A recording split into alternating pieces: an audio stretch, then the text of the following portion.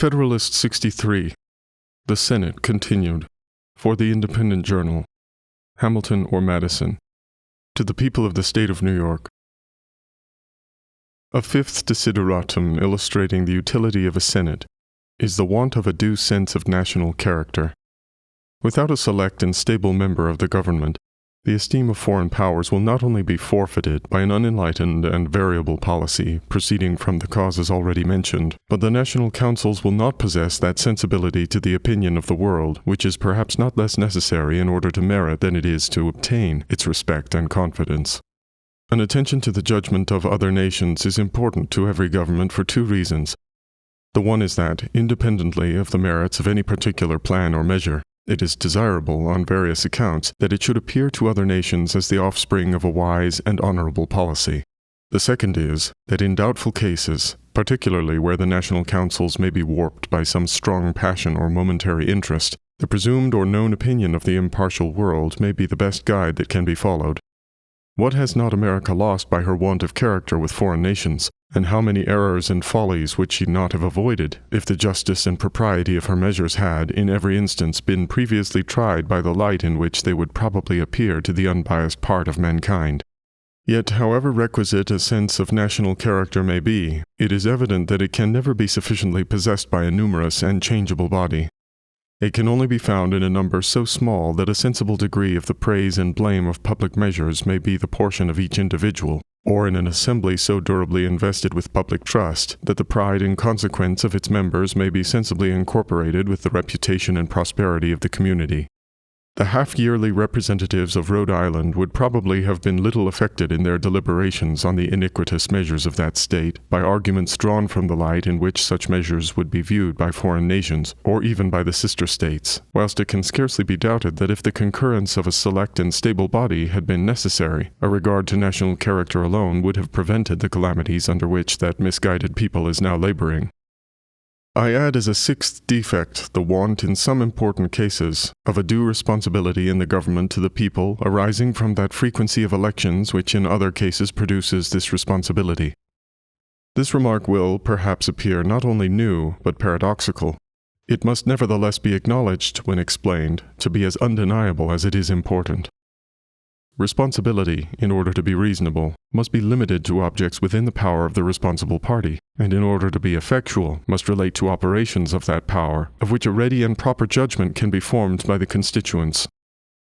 The objects of government may be divided into two general classes, the one depending on measures which have singly an immediate and sensible operation, the other depending on a succession of well-chosen and well-connected measures, which have a gradual and perhaps unobserved operation. The importance of the latter description to the collective and permanent welfare of every country needs no explanation, and yet it is evident that an assembly elected for so short a term as to be unable to provide more than one or two links in a chain of measures on which the general welfare may essentially depend, ought not to be answerable for the final result, any more than a steward or tenant engaged for 1 year could be justly made to answer for places or improvements which could not be accomplished in less than half a dozen years. Nor is it possible for the people to estimate the share of influence which their annual assemblies may respectively have on events resulting from the mixed transactions of several years. It is sufficiently difficult to preserve a personal responsibility in the members of a numerous body for such acts of the body as have an immediate, detached, and palpable operation on its constituents. The proper remedy for this defect must be an additional body in the legislative department which, having sufficient permanency to provide for such objects as require a continued attention and a train of measures, may be justly and effectually answerable for the attainment of those objects. Thus far I have considered the circumstances which point out the necessity of a well-constructed Senate only as they relate to the representatives of the people. To a people as little blinded by prejudice or corrupted by flattery as those whom I address, I shall not scruple to add that such an institution may be sometimes necessary as a defense to the people against their own temporary errors and delusions. As the cool and deliberate sense of the community ought in all governments, and actually will in all free governments, ultimately prevail over the views of its rulers, so there are particular moments in public affairs when the people, stimulated by some irregular passion or some illicit advantage, or misled by the artful misrepresentations of interested men, may call for measures which they themselves will afterwards be the most ready to lament and condemn. In these critical moments, how salutary will be the interference of some temperate and respectable body of citizens in order to check the misguided career and to suspend the blow meditated by the people against themselves until reason, justice, and truth can regain their authority over the public mind. What bitter anguish would not the people of Athens have often escaped if their government had contained so provident a safeguard against the tyranny of their own passions? Popular liberty might then have escaped the indelible reproach of decreeing to the same citizens the hemlock on one day and statues on the next.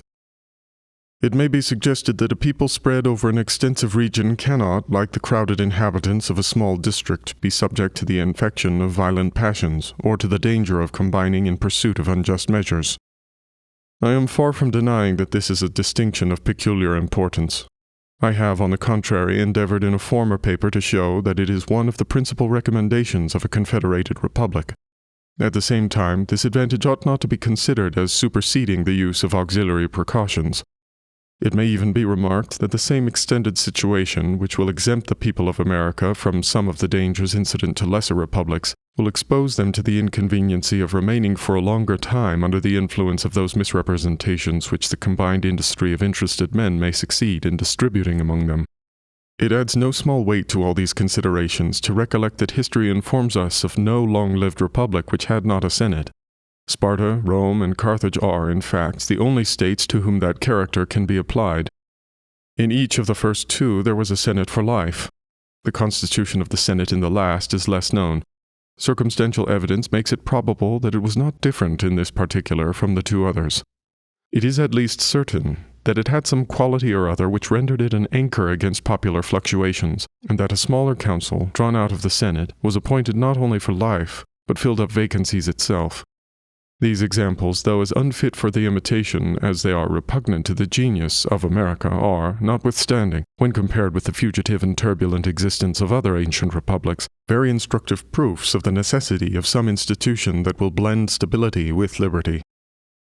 I am not unaware of the circumstances which distinguish the American from other popular governments, as well ancient as modern, and which render extreme circumspection necessary in reasoning from the one case to the other. But after allowing due weight to this consideration, it may still be maintained that there are many points of similitude which render these examples not unworthy of our attention. Many of the defects, as we have seen, which can only be supplied by a senatorial institution, are common to a numerous assembly frequently elected by the people and to the people themselves. There are others peculiar to the former which require the control of such an institution.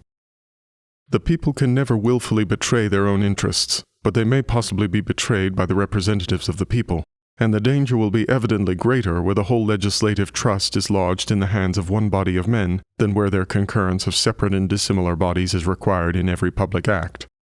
The difference most relied on between the American and other republics consists in the principle of representation, which is the pivot on which the former move, and which is supposed to have been unknown to the latter, or at least to the ancient part of them. The use which has been made of this difference in reasonings contained in former papers will have shown that I am disposed neither to deny its existence nor to undervalue its importance. I feel the less restraint, therefore, in observing that the position concerning the ancient governments on the subject of representation is by no means precisely true in the latitude commonly given to it. Without entering into a disquisition which here would be misplaced, I will refer to a few known facts in support of what I advance. In the most pure democracies of Greece, many of the executive functions were performed not by the people themselves, but by officers elected by the people and representing the people in their executive capacity. Prior to the reform of Solon, Athens was governed by 9 archons, annually elected by the people at large. The degree of power delegated to them seems to be left in great obscurity.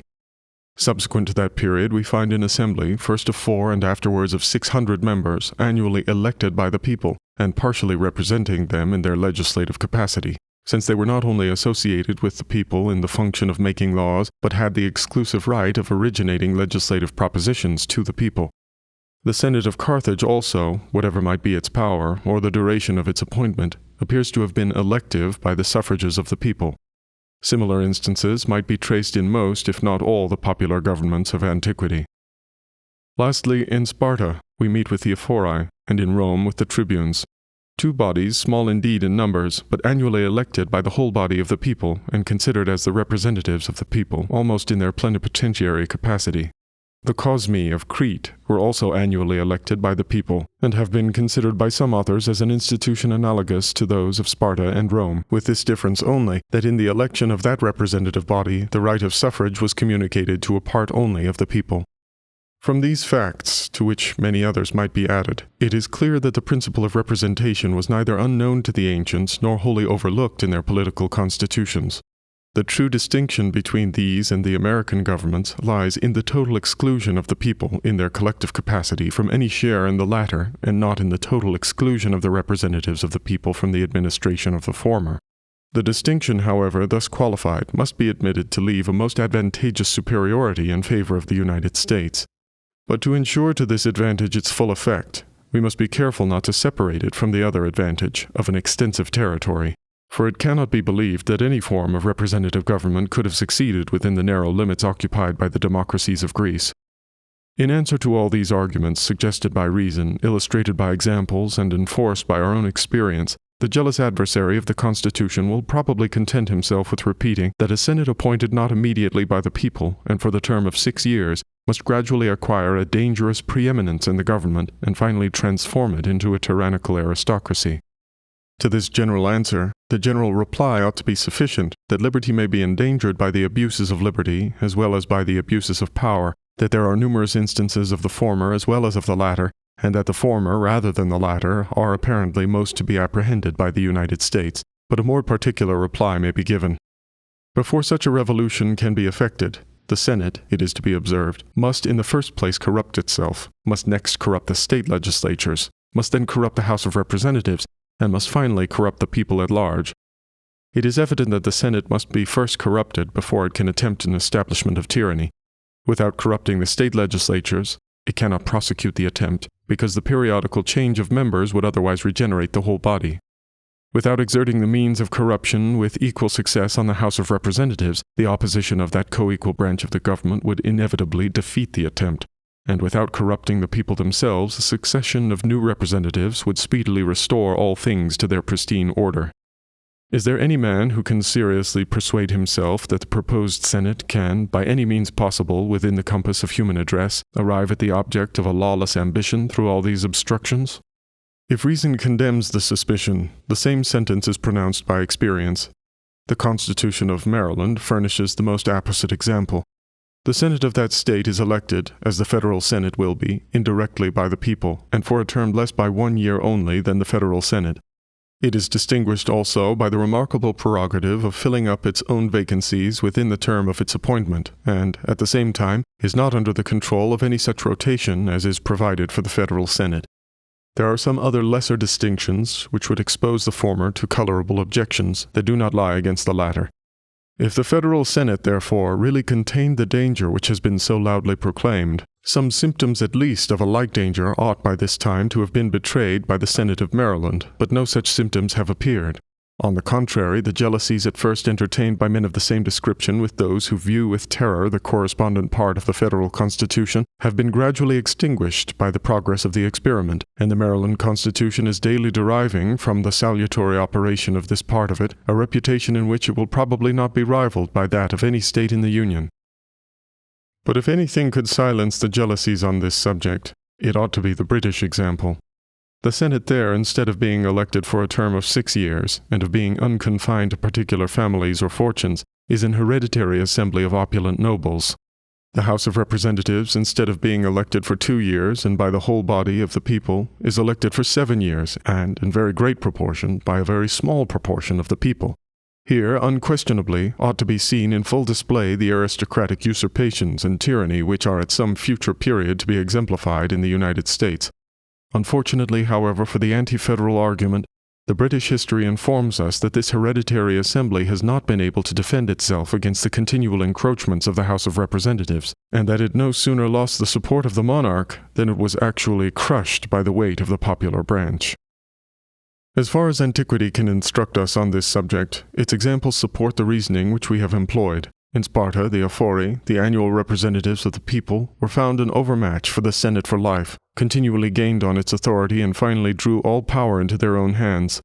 The tribunes of Rome, who were the representatives of the people, prevailed, it is well known, in almost every contest with the Senate for life, and in the end gained the most complete triumph over it. The fact is the more remarkable, as unanimity was required in every act of the tribunes, even after their number was augmented to 10. It proves the irresistible force possessed by that branch of a free government which has the people on its side.